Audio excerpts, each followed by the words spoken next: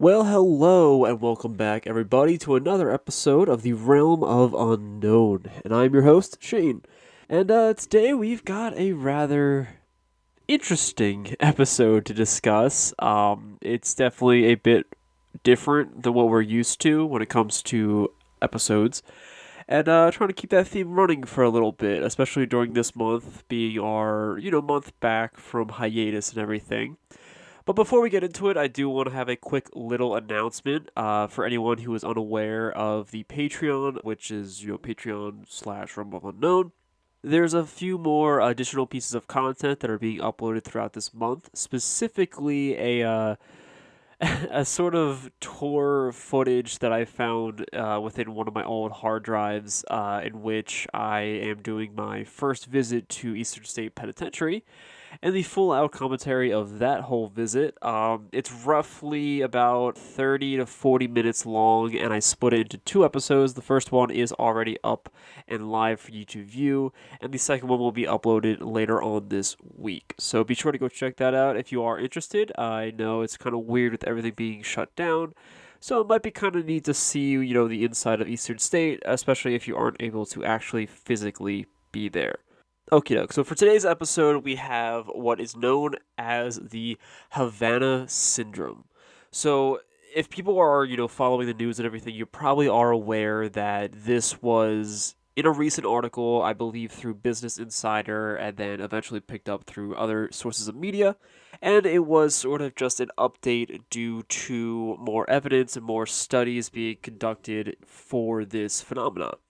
And the way I'm kind of going through this, I'm going to give a sort of general overview first, and then I'm going to sort of break down essentially a timeline of the events. You don't really see a full out timeline when it comes to pilot information. It's probably not going to be perfect, just bear with me. But I figured it'd be kind of a little bit of an interesting way to sort of look at it as if it was unfolding in real time. Because I definitely do remember this story breaking. I just completely fell off the face with it until recently, and I was like, oh yeah, that was actually a thing that happened a few years back. So yeah, I'm gonna be structuring it in that way, and without further ado, well, let us dive into the Havana syndrome. So the Havana syndrome is a set of medical signs and symptoms that were experienced by United States and Canadian embassy staff while located in Cuba. So they're within the United States and Canadian embassies within the country of Cuba.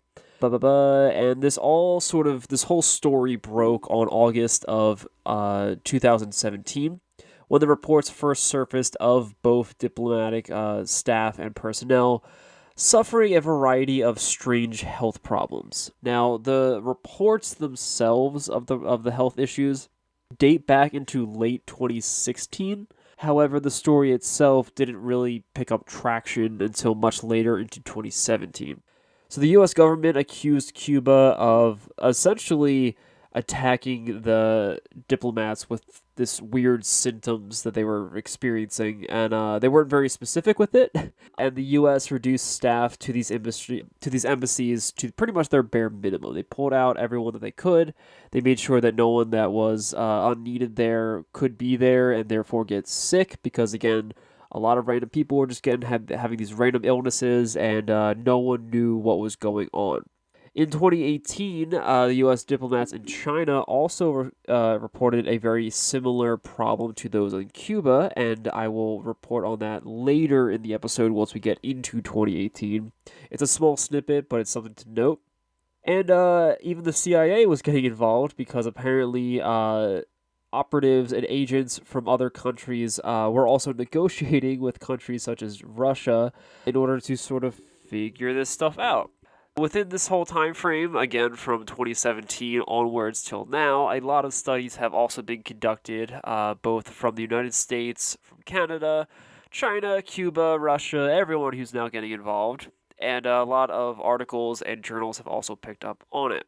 Most recently, the most current news of this, and therefore why I felt it was a cool time to talk about this subject, was in December of this year, this exact month, when a new study has been released from experts in a committee of the U.S. National Academies of Science, Engineering, and Medicine, in which they were commissioned by the State Department to release their own sort of findings or conclusions as to what this mysterious symptoms or illness or whatever this is might be. And so, without a further ado, that's a generalized summary, very Spark Notey type thing. Now we're going to move into the timeline. So to begin the timeline again, I'm going to sort of lump 2016 and 2017 together because a lot of the public stuff comes from 2017, but the initial reports come from 2016. There are going to be a few segments here and there in which future dates are mentioned, just due to the fact that the overall subject matter being discussed somewhat carries over into another year. But for the most part, I have divided them up between the 2016-2017 year, 2018, 2019, and of the most recent reports within this year. So as we mentioned, in August of 2017, the reports began to surface that American and Canadian diplomats within Cuba were experiencing unusual and unexplained health problems dating back into 2016. The number of American citizens experiencing symptoms was at 26 as of June 2018. Some U.S. Embassy individuals had experienced lasting health issues, including an unidentified diplomat who said he is now unable to hear without a hearing aid. And the State Department declared that the health problems were either the result of a unknown attack of some form or due to the exposure of a yet unknown device. They've also sort of declared that the Cuban government was to blame, but at the same time they weren't. It was a very subtle nod of being like, hey, you're probably the culprit, but we're not going to announce anything. But ultimately, publicly facing, they did not fully announce a specific suspect in the case. Affected individuals described symptoms such as hearing loss, memory loss, and nausea, and early speculations centered around the idea of a potential sonic weapon, with many researchers pointing out that infrasound could be a potential cause with all those symptoms. The health problems typically had a very sudden effect, and the victim would suddenly begin hearing strange sort of grating sounds, a sort of, white noisy type thing, and they would perceive as coming to a specific direction. Like they sort of felt as though it was coming from somewhere specifically. Some of them experienced it as a pressure or as a vibration, while others had the sensation comparable to driving a car with the windows rolled partially down. The duration of these noises ranged from anywhere from 20 seconds to 30 seconds, in some cases a tiny bit longer. However, this always happened while the diplomats were either at home or in a hotel room. So this specifically did not happen while they were at the embassies, but it was while they were working at the embassies. Others who were actually nearby the staff members, particularly family members and guests within the neighboring rooms of the hotels in this case, they did not report hearing anything. Very much so, it seemed to be a very targeted attempt. Only the people who actually you are afflicted by this disease or this illness or whatever this was were the only people who actually had any experiences of the strange unknown sound that they were all hearing. The Associated Press also released during this time what is said to be a recording of the sound from embassy workers that heard it while at Cuba. I do not have that sound to play for you. However, if you are curious to look for it, I will try to find it and post it in the show note links. So we're sticking to August 2017 at this point, and the United States expelled 2 Cuban diplomats in response to this illness. And then a month later, in September, the United States State Department stated that it had removed non-essential staff members from the embassies, as we mentioned earlier, and had warned U.S. citizens not to travel to Cuba at this time. Interestingly enough, another similar incident had actually been reported by the USAID employee in the U.S. Embassy over in, I'm going to pronounce this wrong, Tashkent in Uzbekistan. This was actually reported within the same month of September 2017. The employee supposedly reported this illness to the U.S. State Department. However, the U.S. State Department sort of discounted the claim, But keep in mind at this point, we're now within two specific countries who are now experiencing the similar thing, if not the same thing, Cuba and Uzbekistan. A month later, in October, Donald Trump is quoted as saying, "I do believe Cuba's responsible, I do believe that, and it's a very unusual attack, as you know, but I do believe Cuba is responsible," in all his beautiful alliteration. So at the very least, the acting president at that time, again, this is within 2017, so it's been about a year within his presidency, and already these attacks are sort of happening. So the Cuban government offered to cooperate with the United States in an investigation of the incidents, and it actually employed up to 2,000 scientists and law enforcement officials to interview up to 300 neighbors of the diplomats. So again, this were the people that they concluded did not hear the sounds. They also examined 2 hotels that were having a lot of the diplomats stay in them, and also medically examined non-diplomats who had experienced exposure to the strange sound. So these would just be staffers or other individuals working in the embassies.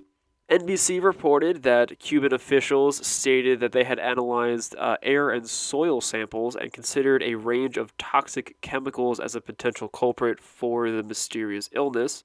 They also examined the possibility of electromagnetic waves that were to blame, and even looked into whether insects could possibly be the culprit.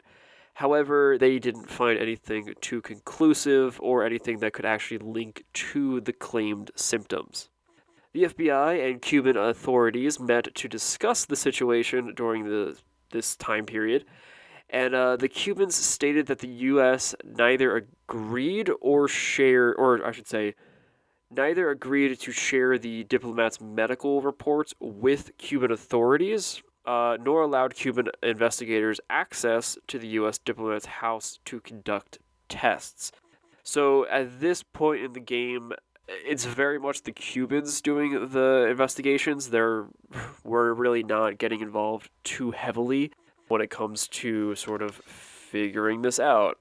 Again, it was very much at this stage people assuming and pointing fingers at the Cubans and the Cuban government as being the culprits to the attack overall. But it is interesting to note, and this will be something that comes up later as time develops, that the U.S. government, in our case, is not very forthcoming when it comes to handling this sort of collection of information. So at this point in time, we are moving into 2018, and in January, the Associated Press reported that non-public FBI report found that no evidence of interference, or I should say, there was no evidence of any initial sonic attack to be the cause of this illness. And furthermore, in November of this same year, the report from the New Yorker found that the FBI investigation into the incident was stifled with conflict with the CIA and also the State Department, showing that there was actually a lot of strange infighting and just arguing between all these departments and organizations. The CIA was reluctant to reveal anything really, even the other U.S. government agencies, or I should say even to the other government agencies, the identities of those affected by this. Specifically when the CIA got involved earlier with the sort of collection of evidence, they were not really willing to share it with the other organizations. And this was due to, quote-unquote, their belief of a potential leak of information. But it's questionable as to if that was even a factor at this point in time. And it should also be noted that a rather large hindrance with this case, particularly here in the United States, was due to the privacy of medical information, which everyone has the right to. However, when it comes to trying to discern a mysterious illness affecting people abroad, it's sort of hard to come to a conclusion if you don't actually know what is happening to the people. So moving back into the beginning of 2018, the director, or I should say with direction of Secretary of State Rex Tillerson, the Department of State convened an accountability review board with the incident. which is, quote, an internal State Department mechanism to review the security incidents involving diplomatic personnel. And the retired United States ambassador to Lebanon, or Libya. I don't know why I'm pronouncing that weird. The retired United States ambassador to Libya, Peter Bodie, was chosen in order to lead this sort of review board, essentially. So 2 months later, in March, specifically March 2nd of 2018, the United States Department, or should I say the U.S. State Department, announced that it would continue to staff its embassy in Havana at the minimum level requirement to perform. It is quoted as saying, core diplomatic and consular functions are the only necessary things at this current moment, due to the ongoing concerns of health attacks for the staff. So at this point, we're in March of 2018. It had been public as of August of 2017, and reports were going on late 2016. So they're still keeping it pretty hush. The embassy had been operating under, quote, ordered departure status since September of this year, or I should say September of last year. But the status has been set to expire, and then they continued it essentially within 2018. So within the same month, again, we're in March of 2018, MRI scans and other tests taken by the chief neurologist in Pittsburgh on the unspecified number of Canadian diplomats showed evidence of brain damage that mirrored the injuries of some American counterparts that I should say some American counterparts were facing. This is notable due to the fact that we're having to study the Canadian people who were affected, not the American people at this point, but that does slightly change later on. So coming into the spring of 2018, the Global Affairs Canada ended family postings in Cuba and withdrew all staff from these families. Several of the Canadians who had been impacted in 2017 were reporting to still be unable to resume their work due to their illnesses continuing as of now. The severity of the reports pretty much have been keeping them out of work for almost a full year, if not longer. So that sort of just goes to show how badly affected some of these people were. Within the same month, again, we are now still in March, Kevin Fu and a team of computer scientists from the University of Michigan reported in a study on ultrasound specifically. Oh god, I'm not going to be able to pronounce all this scientific stuff. Ultrasound specifically for intermodulation distortion from multiple and audible ultrasonic signals. Okay. I don't know what any of that means. I'm sure that might mean from... I can't discern that fully. Essentially from malfunctioning or improperly placed Cuban surveillance equipment that could have been the origin. So, okay, let me see if I can decipher that. Essentially thinking that if there was equipment put into the embassies that may have been malfunctioning in such a way to cause said illnesses. This is sort of similar, I guess, to how EMF fields work. If you're familiar with ghost hunting, EMF is, electromagnetic fields, and in a lot of cases, people theorize that they are responsible for spirit activity. However, it has also been reported and studied and found out that EMFs alone can cause you to sort of hallucinate in a sense. They can put you at unease. They can make you feel sort of as if someone's not, there, that sensation of being watched, sort of a sensation of dread, anxiety, especially if it is much heavier and very extreme. So maybe this is this similar case that potentially some sort of equipment is to blame, but they didn't actually come to conclusion as to what, if any. So at the request of the U.S. government, University of Pennsylvania researchers examined 21 affected diplomats. Again, I believe up to 2018, there were 26 specifically within the U.S. So they're looking into at least 21 of them. So there's 5 missing.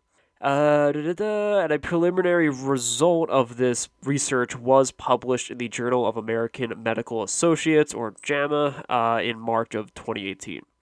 The report found no evidence of white matter trace anomalies, It affected diplomats beyond what has been seen in the control group of the same age. I believe when they refer to white matter, this is referring to the brain, not like, dark matter particle type stuff. This is specifically talking about the brain, I believe, with white and gray matter. Okay, where were we? And describes a new syndrome in the diplomats that resembled persistent concussions. So the evidence that they're seeing within the brain activity is close to what damage you might see from someone who had received a concussion at the time.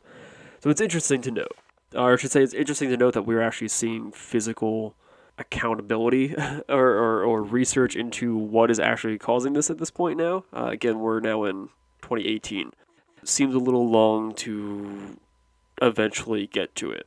Okay, so the study concluded that, quote, the diplomats appear to have sustained injuries to widespread brain networks. Some experts criticized the study, however, arguing that there was, quote, no proof that any kind of energy source affected the diplomats or even was the cause of the attack in the first place. But they didn't really argue the fact that, hey, there's notable damage to their brain.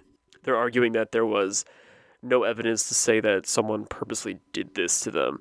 So, in a 2018 interview, Douglas H. Smith, co-author of the JAMA study that we're talking about, said that microwaves were considered as a main suspect underlying the sort of phenomena as in the Havana syndrome, and a 2018 study published in the journal Neural Computation, I don't know why I'm blanking out, by Beatrice Golub, rejected the idea of a sonic attack as the source of the symptoms, which will be contested later on as time develops. And she concluded that the facts were consistent with a pulse radio frequency and or microwave radiation, which does get supported later. And it was the cause for the exposure of these sorts of injuries.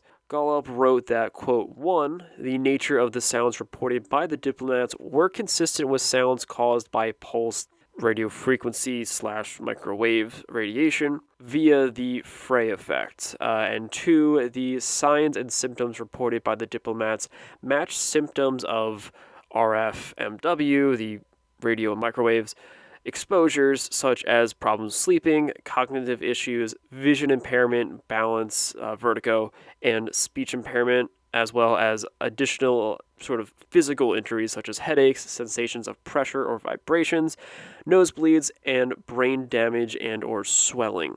She's also continues on as saying 3, oxidative stress provides a documented mechanism for the R or radio waves and microwave injuries compatible with the reported signs and symptoms.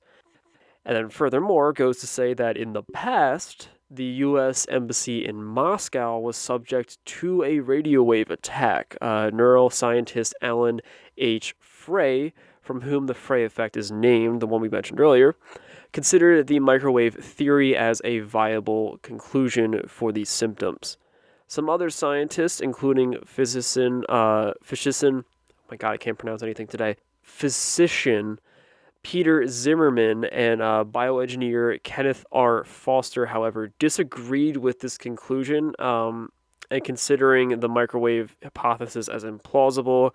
But again, this is going to be highly contested throughout the years, and ultimately, Golub might be onto something.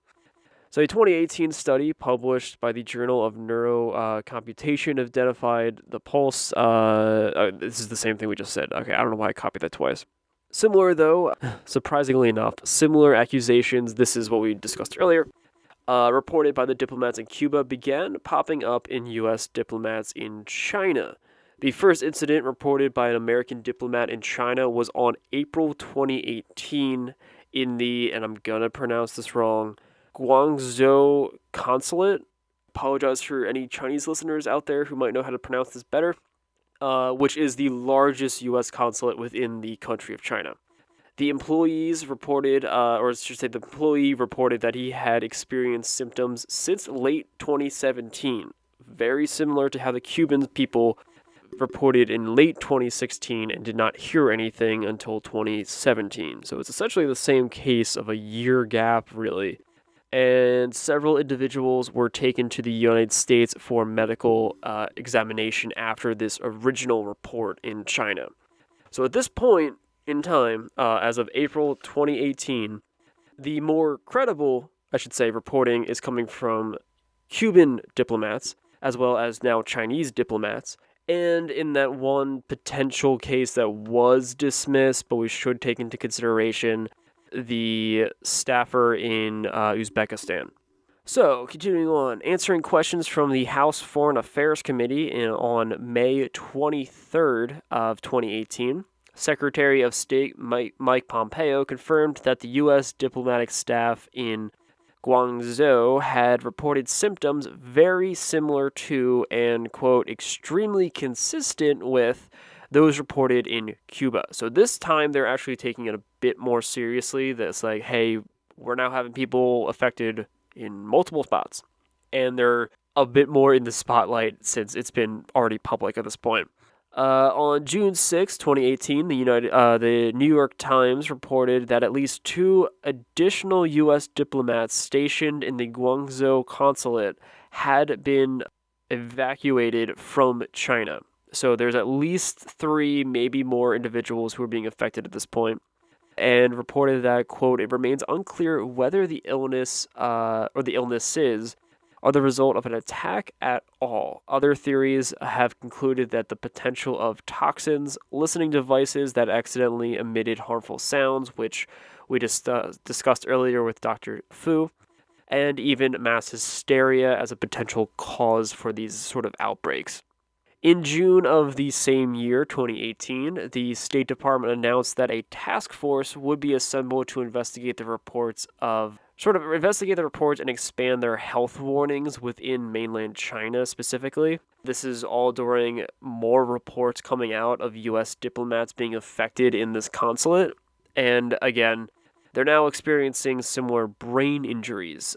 So they're taking this way more seriously because people are actually physically having proof that things are bad at this point. And they're quoted as saying, unusual acute auditory and sensory phenomena accompanied by an unusual sound or piercing noises. Not attempt to locate their source. Or to say, do not attempt to locate their source. So it's like a full-out warning, like, do not take this lightly. So the task force is now being initiated, and they're heading over to China at this point. And essentially, this sort of wraps up 2018. And we're going to move into 2019, which has a few interesting points and a lot of research, because I think a lot of people are now being able to get their hands on sort of raw data. So we are starting out 2019 pretty much at the top of the year. So in January, biologist Alexander L. Stubbs of the University of California, Berkeley, and Fernando, oh god, that's a long name, University of Lincoln, Jesus, analyzed the recording of the sound made by U.S. personnel in Cuba. Again, this is the sound that allegedly the Associated Press released. I will try to find it as best as I can, but I can't make promises. So Stubbs and the other professors that were working on this and scientists concluded that the sound was caused by the calling sound of the Indies short-tailed cricket. You heard me right? They concluded that it is the sound of the cricket rather than a sort of technological device. They matched the song's pulse, repetition rate, and power structure. Power structure. I don't know why my notes are weird. I'm seeing this weird. Pulse rate stability and the sort of beats per pulse. They sort of took all this data and they took all this sort of structure of the sound itself from the recording and matched it to the songs of, or I should say probably the mating calls of the crickets. They are quoted as saying, although the cause of the health problems reported in the embassy personnel are beyond the scope of this paper and calls for, quote, or double quote, more rigorous research into the source of the anomalies, including the potential psychogenic effects, again, this being the brain injuries, as well as possible psychological explanations unrelated to a sonic attack. So ultimately, they are concluding that, concluding in comparison to the 2017 hypothesis that Cuban scientists had at the time.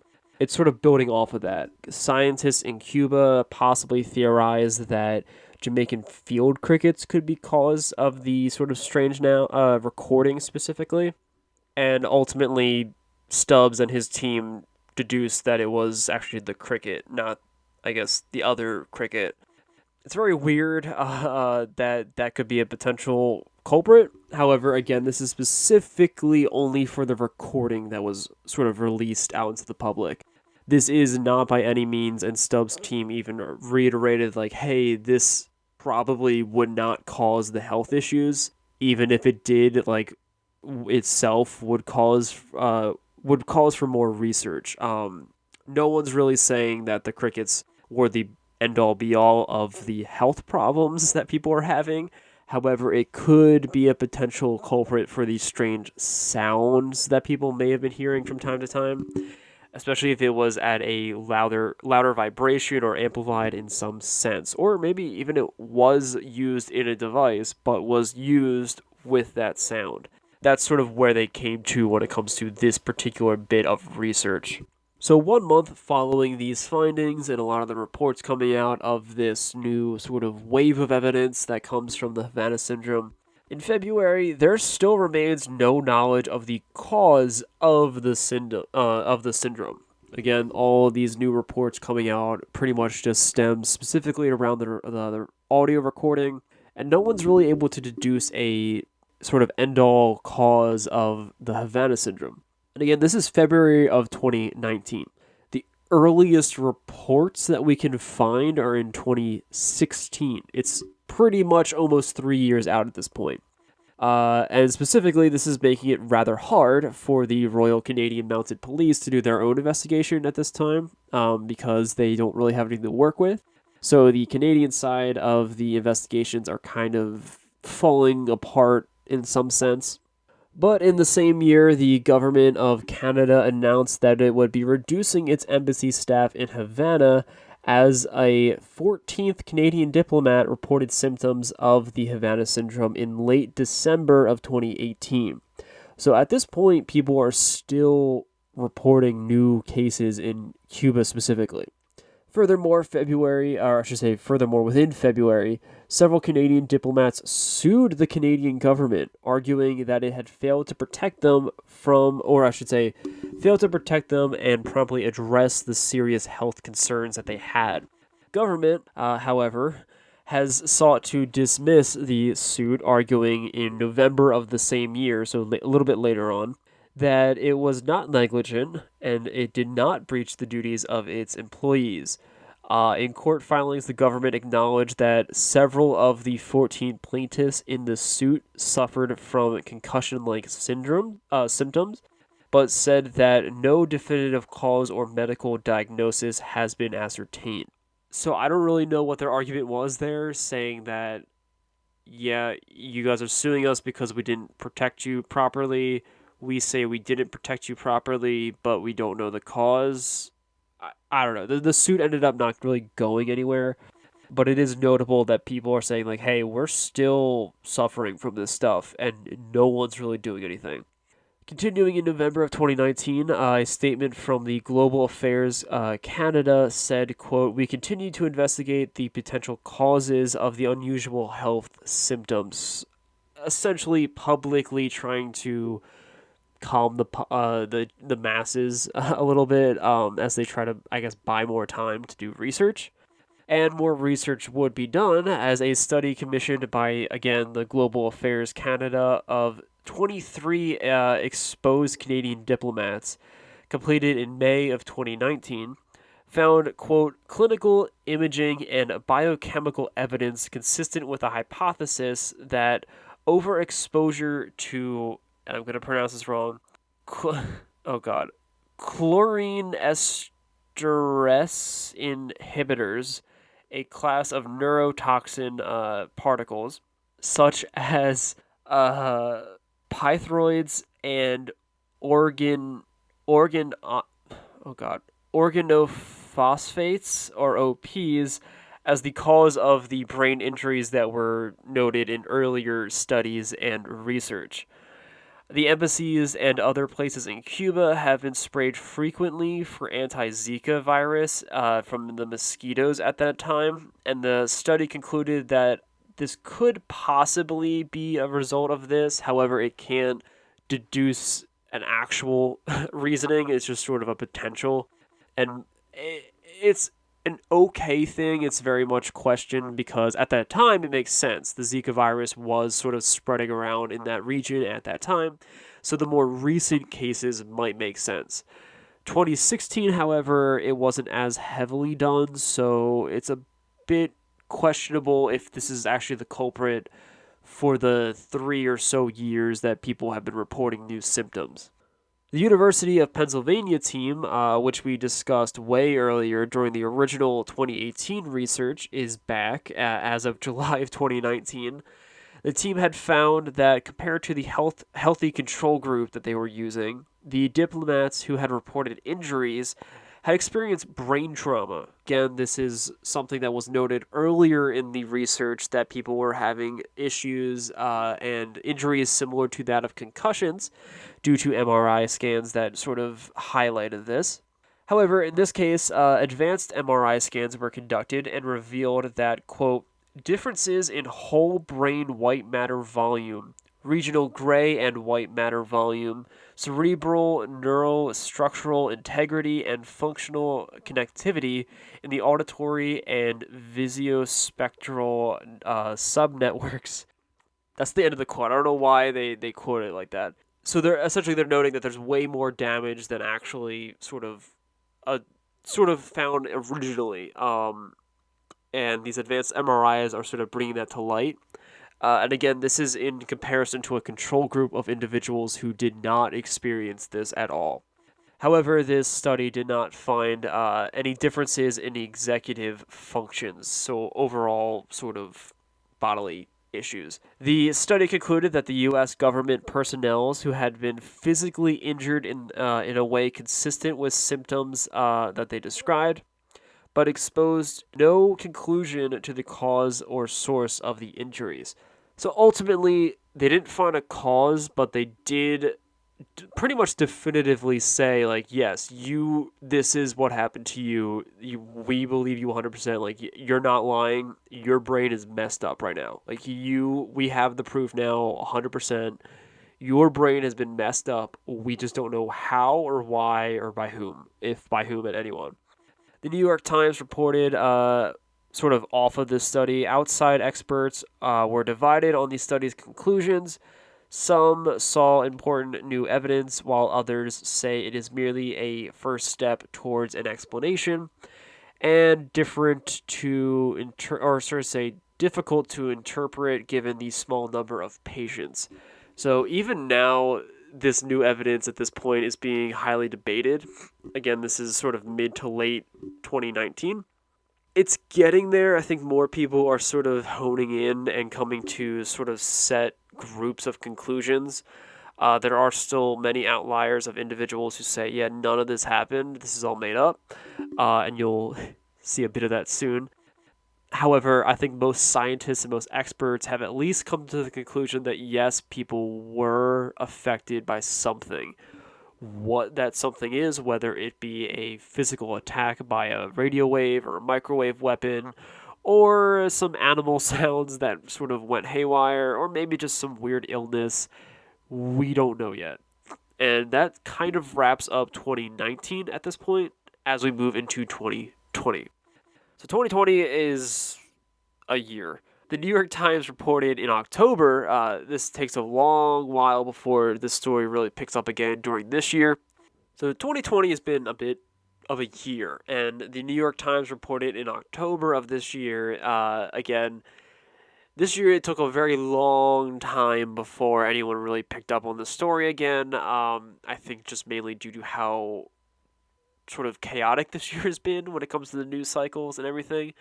But as of October of this year, so just a few months back, the New York Times reported that CIA Director Gina Haspel and State Department leaders were unconvinced that Russia is responsible or even involved in any regards to an attack occurring on the diplomats.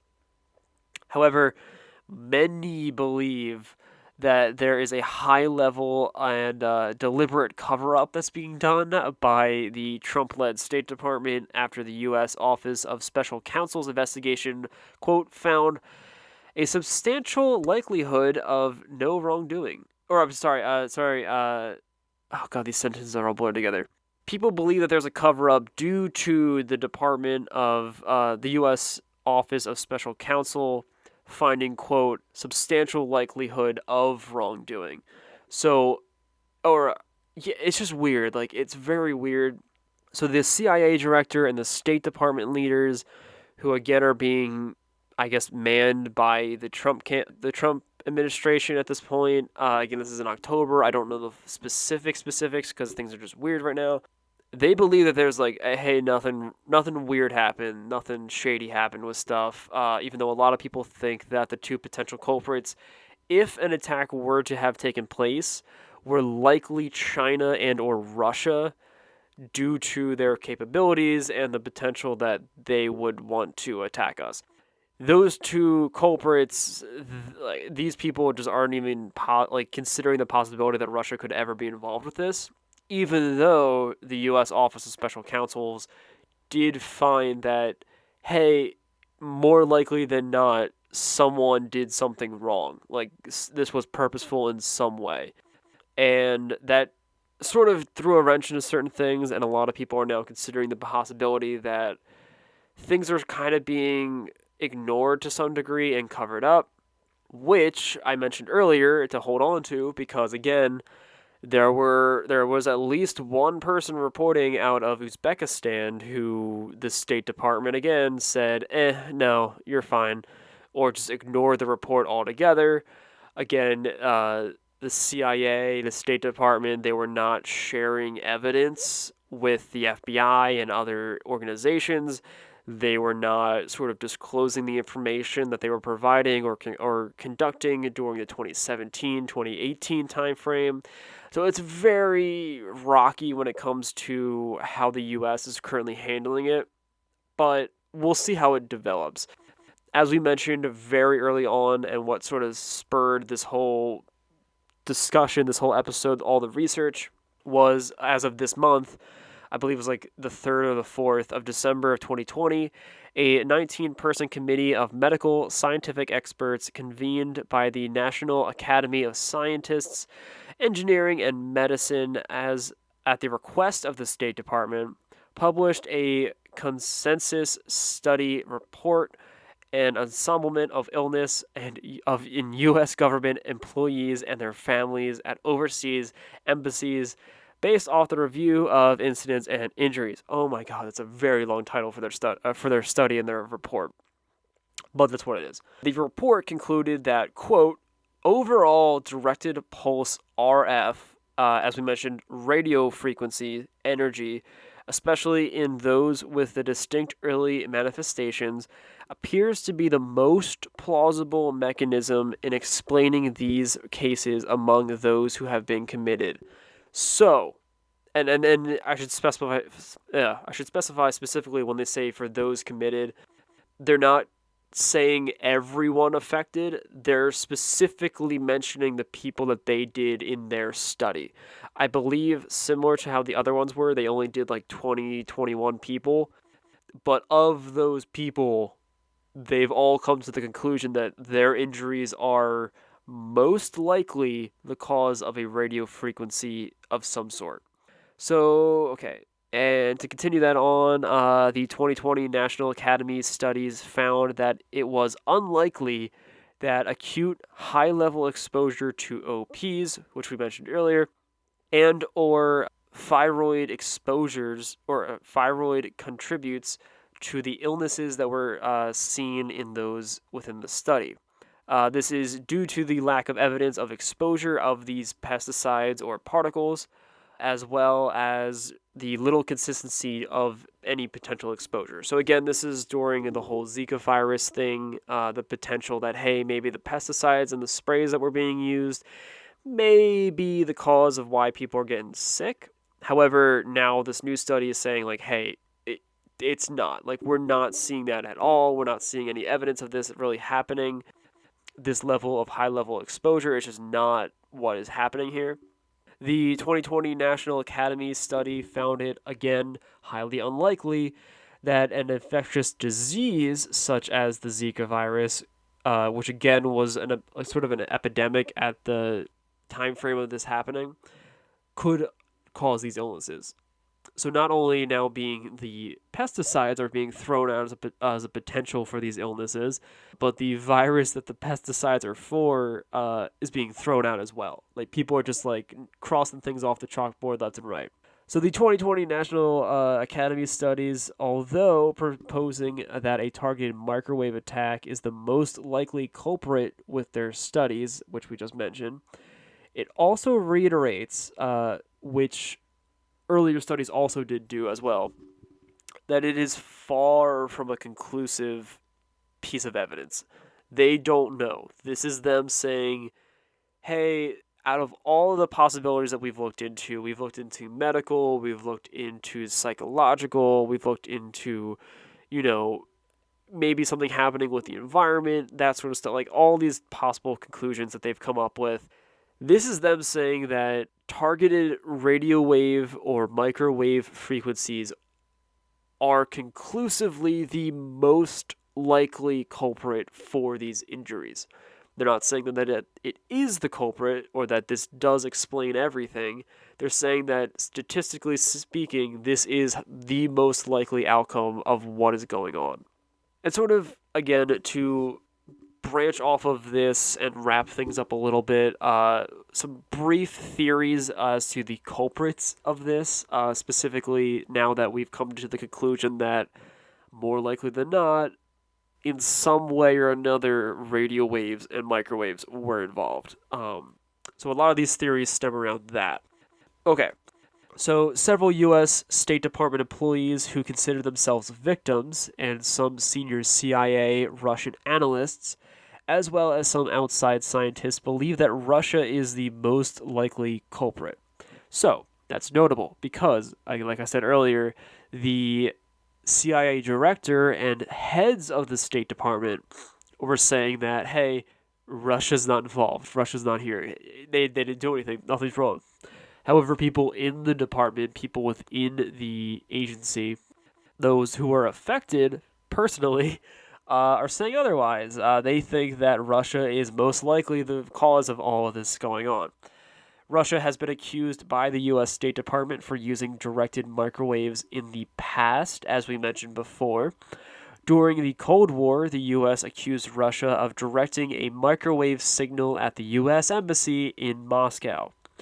And in 2014, NSA report raised suspicions that Russia used an energy weapon to bathe a target's living quarters in microwaves, end quote, to cause nervous system disease, essentially, again, targeting their brain, targeting their nerves, all that stuff, which we are seeing in people in Cuba.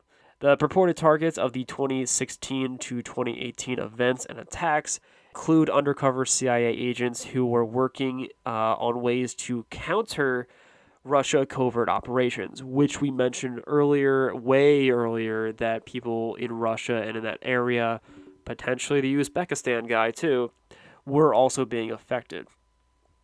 Also, the U.S. diplomats stationed in China as well as Cuba, who reported ailments, were working to increase cooperation with these countries.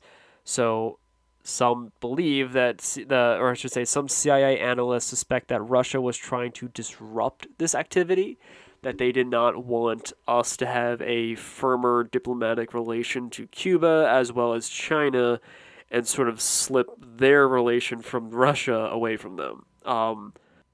It's still very much up in the air, and that kind of wraps up what a lot of this was being discussed with, all the evidence and everything.